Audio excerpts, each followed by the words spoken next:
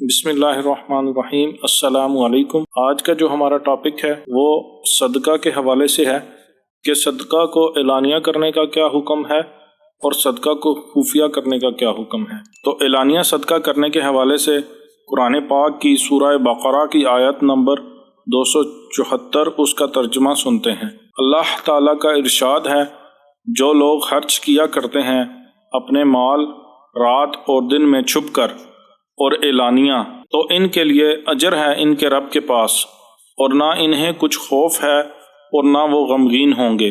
خفیہ صدقہ کرنے کے حوالے سے ایک حدیث مبارکہ ہے بخاری شریف کی، اس کو سماعت کرتے ہیں۔ حضرت ابو ہریرہ رضی اللہ عنہ سے مروی ہے کہ سرکار دو عالم صلی اللہ علیہ وآلہ وسلم نے فرمایا، جو شخص صدقہ کرے اور اسے مخفی طور پر کرے حتیٰ کہ اس کے بائیں ہاتھ کو معلوم نہ ہو جو اس کے دائیں ہاتھ نے صدقہ کیا، اور اسی حوالے سے سورہ بقرہ کی آیت نمبر 271 اس کا ترجمہ، اگر ظاہر کرو خیرات تو بہت اچھی بات ہے، اور اگر پوشیدہ رکھو صدقوں کو اور دو انہیں فقیروں کو تو یہ بہت بہتر ہے تمہارے لیے۔